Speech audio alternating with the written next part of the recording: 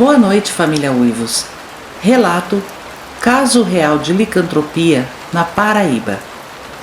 Boa noite, Ágata e inscritos. Podem me chamar de Sabrina. Na família dos meus bisavós maternos havia um caso de licantropia. Bom, naquela época nem se falava assim, se falava vira-bicho. Os familiares acreditavam que o caso se deu por conta de uma maldição lançada. Meus bisavós se conheceram ainda jovens, no sertão da Paraíba. Minha bisa era filha única e seu pai era homem bruto. Havia encomendado um casamento para ela com o capataz da fazenda, onde eles trabalhavam e moravam.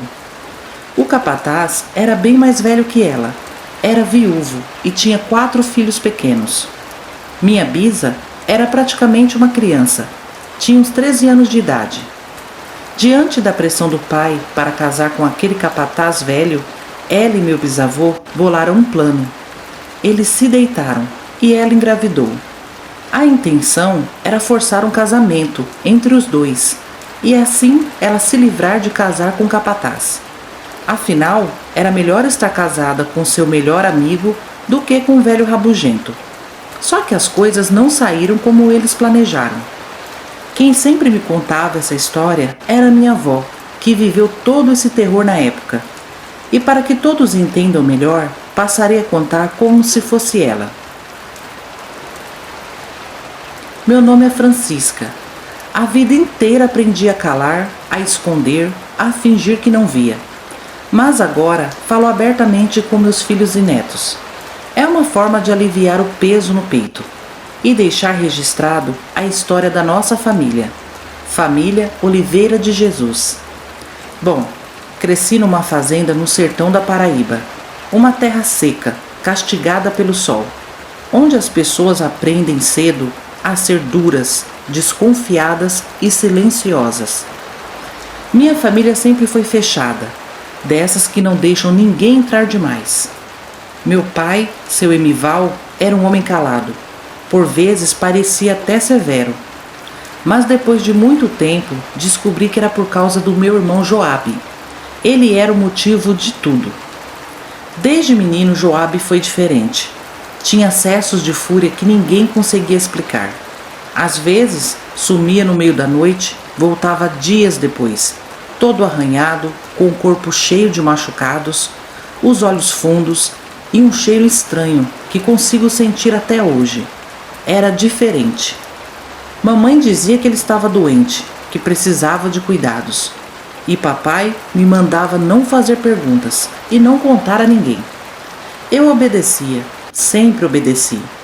Mas à medida que fui crescendo, passei a ir à vila, onde tinha escola rural. E passei a ouvir fofocas dos moradores. Eles comentavam histórias de rebanhos que foram atacados, de galinhas e cabras que foram degoladas e pegadas enormes no chão seco de suas propriedades. Eu ouvi essas histórias com muito pavor, pois o jeito que eles contavam parecia um filme de terror. Quando chegava em casa, contava a meus pais, e eles mudavam de assunto e pediam para me esquecer aquelas fofocas. Mas em uma madrugada, descobri toda a história que meus pais escondiam. Foi assim. Papai foi chamado para acompanhar os tropeiros da fazenda. Ele fez muitas recomendações a minha mãe e a mim, sobre trancar as portas cedo, verificar as trancas, fechar bem o galinheiro e outras coisas. Também foi até o quarto do meu irmão e, com a porta fechada, conversou algo com ele. Realmente nosso pai estava com muito medo de fazer aquela viagem e nos deixar sozinhos. Naquele dia, papai partiu cedo com os outros peões. Eu fui para a escola e quando voltei à tarde, mamãe já estava terminando a janta. Estava apressada. A cozinha era fora de casa. Então ela pegava as panelas com comida pronta e levava para dentro. A noite logo chegou. Meu irmão estava em seu quarto, como sempre, trancado. Naquela noite ele não quis jantar, estava arisco. Eu comi e logo fui deitar. Mamãe ficou ajeitando umas coisas. Agarrei logo no sono, mas acordei com pancadas nas paredes. Eram pancadas fortes. Levantei e fui até o quarto da mamãe, mas ela não estava lá. Então fui até a sala. Ela estava sentada, chorando baixinho e rezando. Perguntei o que estava acontecendo, quem estava dando aquelas pancadas nas paredes. Ela me pediu silêncio e me abraçou. Enquanto isso, tinha alguma coisa lá fora destruindo tudo, correndo ao redor da casa, se jogando contra as paredes e urrando. Era assustador. Ficamos ali na sala abraçadas, morrendo de medo do que estava lá fora. Eu nem fazia ideia do que poderia ser, até que aquilo saiu galopando e foi embora. Então perguntei a ela o que era aquilo, e ela me contou toda a história dela com meu pai e do nascimento do meu irmão Joabe. Disse-me que quando seu pai descobriu que ela estava grávida, tentou matar meu pai numa emboscada, junto com o capataz, a quem ele tinha prometido ela em casamento. Mas por obra divina, naquela manhã meu pai não foi trabalhar e escapou da emboscada. O capataz desistiu do casamento, mas, muito bravo, o pai dela amaldiçoou a criança ainda no ventre e encomendou um feitiço com um velho mandingueiro que cruzava o sertão de tempos em tempos. Infelizmente, antigamente era muito comum os pais amaldiçoarem os filhos e suas gerações por desobediência. Perguntei a ela o que isso queria dizer, e chorando ela me falou: seu irmão vira bicho. Seu avô encomendou essa maldição para a vida do menino. Eu não sei o que vai ser do meu filho, pois ele está piorando. Agora desconhece até eu, que sou sua mãe. Eu chorei também com a tristeza da minha mãe e tive muita pena do meu irmão Joabe. Corri até seu quarto e realmente ele não estava lá. Passamos a noite acordadas, esperando o seu retorno, mas ele não voltou. O dia amanheceu e nada do Joabe. Daquela vez ele ficou 3 dias desaparecido. Mamãe chorava copiosamente e mal se alimentava. Pelo menos, se papai estivesse em casa, entraria nas matas à procura dele, como fazia das outras vezes. Mas quando o papai retornou, estava assustado e ansioso. Falou para a mamãe que, passando pelas vilas, ficou sabendo que acharam o corpo de um vaqueiro, dilacerado, na beira do açude. Em outra vila tinha uma moça desaparecida. Papai passava as mãos na cabeça e no rosto e perguntava: cadê o Joabe? Mamãe chorava e respondia que não sabia. Quando Joabe retornou, disse que não se lembrava de onde estava. Papai ameaçou acorrentá-lo e ele chorou e implorou para não fazer isso com ele. E a coisa foi crescendo e piorando. Meus pais não tinham mais controle algum. O dono da fazenda convocou um grupo de caça. Acreditava que era onça ou javali atacando as criações. Lembro que fizeram vigílias, armadilhas e mesmo assim Joabe continuava a escapar. E sempre protegido pelo silêncio dos meus pais. Isso foi indo até que numa noite ele foi visto. Uma velha chamada Sebastiana, que morava perto da casa de farinha, viu com os próprios olhos uma besta grande, peluda, com os olhos amarelos, se arrastando, mancando e ensanguentada. Estava indo para os fundos da nossa casa. No outro dia, apareceu muita gente na nossa porta. Estavam armados com foices, espingardas e facões. Entrei em total desespero e lembro como se fosse agora. Mamãe ajoelhada, implorando por Joabe, e papai na porta, com uma espingarda nas mãos, gritando que fossem embora. Mas a multidão não escutava. Queriam acabar com meu irmão. Joabe estava no quarto, encolhido atrás da porta. Estava fraco e desnorteado. Fui até ele, olhei nos olhos dele, os mesmos olhos que brincavam comigo quando éramos crianças. Ele me abraçou e disse que estava com medo. E naquele abraço eu soube, não tinha mais volta. Os gritos lá fora só aumentavam, as batidas na porta também. Papai mandou que a gente fugisse pelos fundos, pelo velho carreiro que levava até o rio. Pulamos a janela e saímos correndo, Joabe quase se arrastando. Foi aí que ouvimos disparos vindo da nossa casa. Mamãe quis voltar, mas eu implorei para ela não fazer aquilo. Então continuamos a correr, mas eles nos viram.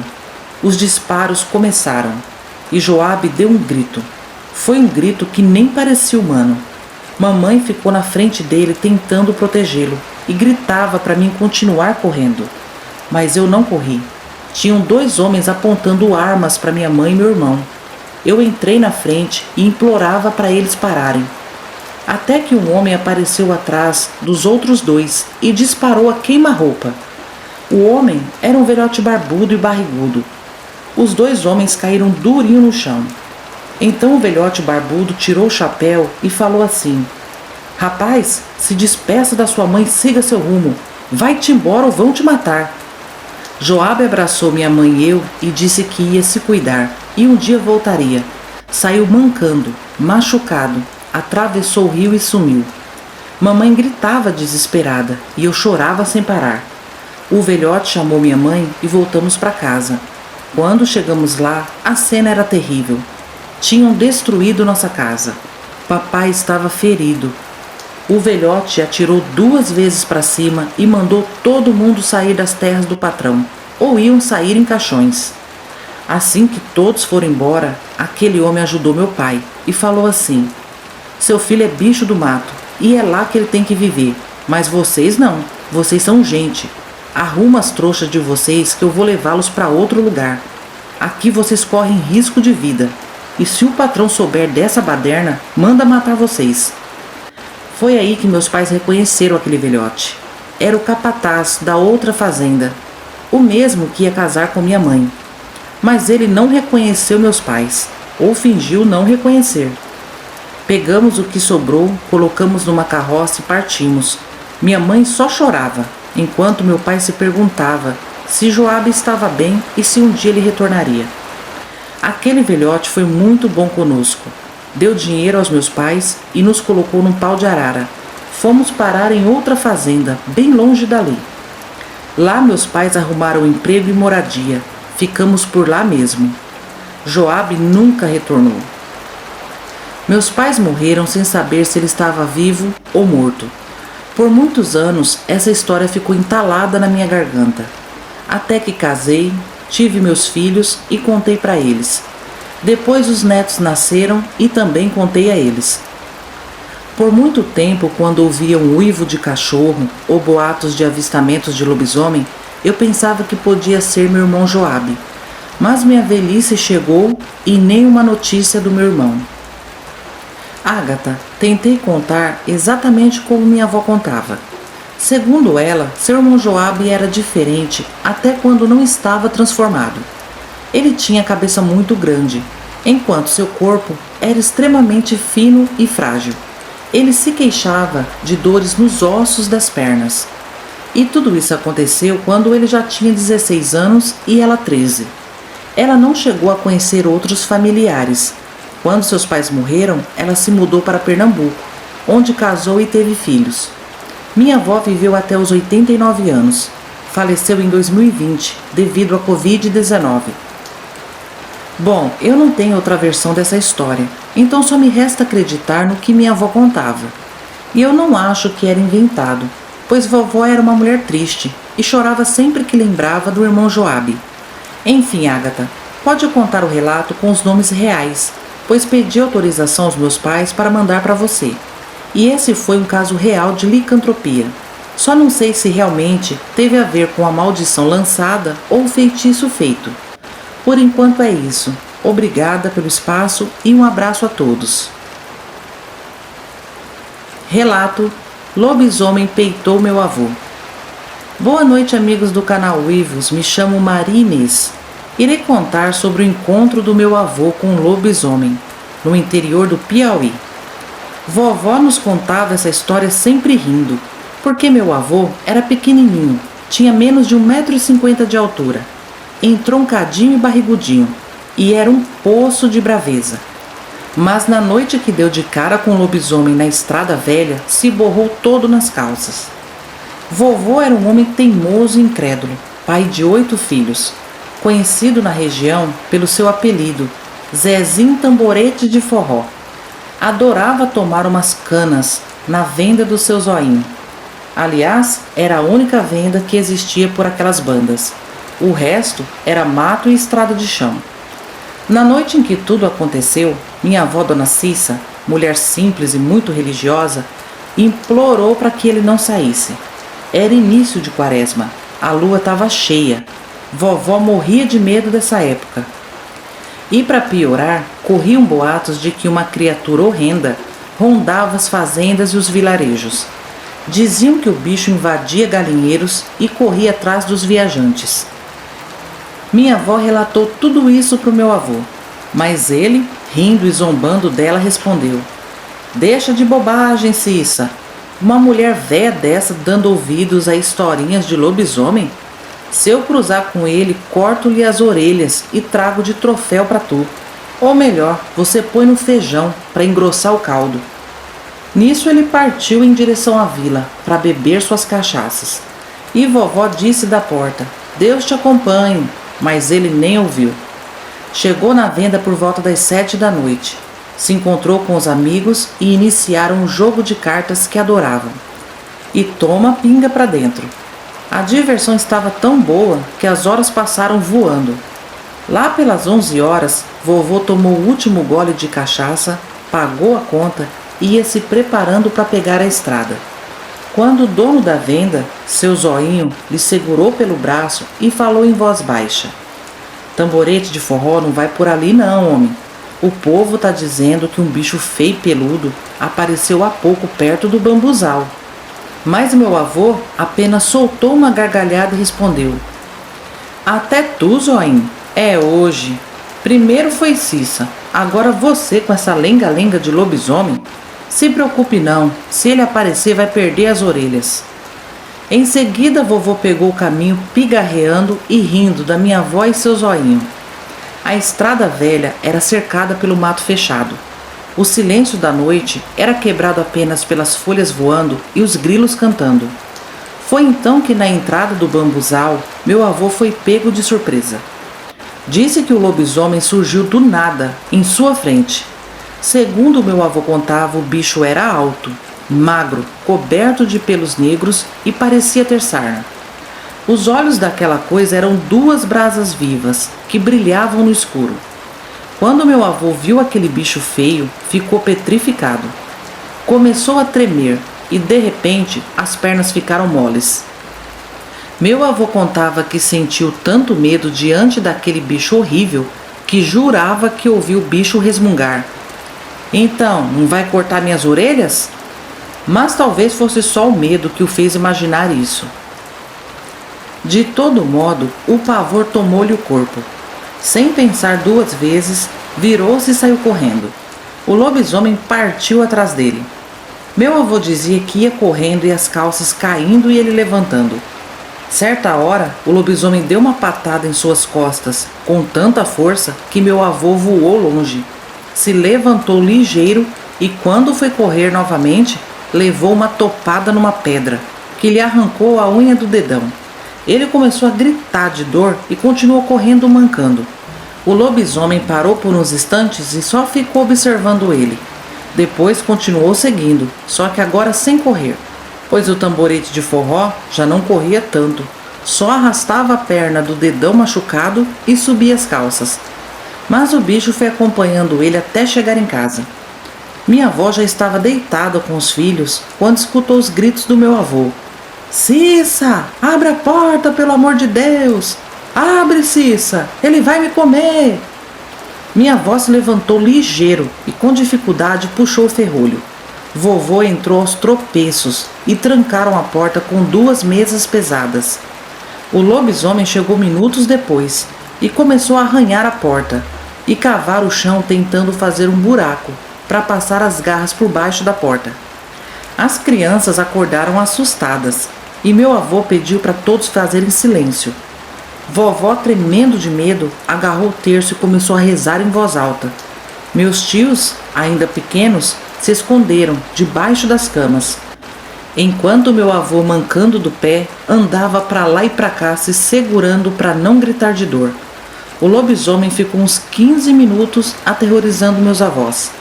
Quando perceberam que ele não estava mais lá fora, respiraram aliviados. Vovô começou a chorar de dor e medo, e mostrava o dedão sem unha para minha avó, dizendo que o lobisomem zombou dele quando ele caiu e arrancou a unha. Vovó fez um curativo nele e falou: "Tá vendo, seu velho teimoso? Eu te disse para ficar em casa. Tu teve sorte dele não te comer. Deve ter sido esse fedor de cachaça que espantou o bicho." Meu avô passou meses sem sair à noite e nunca mais falou em cortar as orelhas do lobisomem. Vovó sempre nos contava essa história rindo. Ela dizia que vovô chegou em casa todo borrado. E sobre o tal lobisomem, ele apareceu outras vezes por lá, mas do nada sumiu. Fico imaginando o meu avô, parecendo um anãozinho gordinho, correndo da criatura. Deve ter sido muito apavorante para ele. Bom, Agatha, esse é o relato dos meus avós. Gostaria muito de ouvir você contando no seu canal. Agradeço desde já e boa noite. Esses foram os relatos de hoje. No primeiro caso, foi uma situação muito triste dessa família e que nos mostra que casos de licantropia sempre existiram, embora muitos não sabiam do que se tratava, né? No segundo caso, a teimosia e a descrença, quando estão de mãos dadas, é um perigo. Apesar de ter sido uma situação inusitada, acredito que seu Zezinho, tamborete de forró, passou momentos de pânico. Se você tiver um relato e quiser ouvi-lo contado aqui no canal, mande pelo e-mail canaluivos@gmail.com. E agora vamos aos salves desta sexta-feira. Vai um salve especial para Roboluap, Rosângela Mendonça, Joana Santos Saraiva, Orlando Alcovias, Antônio Júnior, Karina Alves e Sofia, Evaldo Ribas, Simone Fagundes, Andy, Eliezer Gonçalves, José Carlos, Carlos Marques, Ana Paula Ribeiro, Marcos Rodrigues, Dani Ribeiro, Angélica Guimarães, Iraci Souto, Eduardo Nascimento, Suzane Palim, Verdades Inconvenientes, Velda, Carla Aparecida Bueno, Érica Garcia, Beatriz Reis, Emerson Tadeu, Alaísa Silva, Crispim Cruz Nascimento, Iramir Soares, Ana Paula Oliveira, Guilherme Martins, Jorge Capela, Néia Oliveira, Eliane Nascimento, Maria de Fátima Soares, Milena Moura, Vanessa Pereira da Silva, Fabrícia Santos, Adria Costa, Marcelo Stradman, Severina Barbosa, Luciano Costa, Ana Maria Santos, Cláudia Motola, Richarlison Sena, Rosimeire Alves, Elisandra Cruz, Cantinho da Ed, Jaqueline Souza da Silva, Florinda Dias, Maria Edith Lima, Arlete de Freitas, João Paulo Martins, Valdileia Noronha, Fábio Barros, Vanessa Carolina Coelho, Lia Flávia Nogueira e Francisco Oliveira. Amigos, muito obrigada por ficarem comigo até o final do vídeo. Continuem comentando, curtindo e hypando para ajudar o canal. E no próximo vídeo eu mando mais salves, ok? Agora eu me despeço de vocês, desejando uma noite abençoada, um excelente final de semana a todos, um abração da sua amiga Agatha e até terça-feira, família. Tchau, tchau!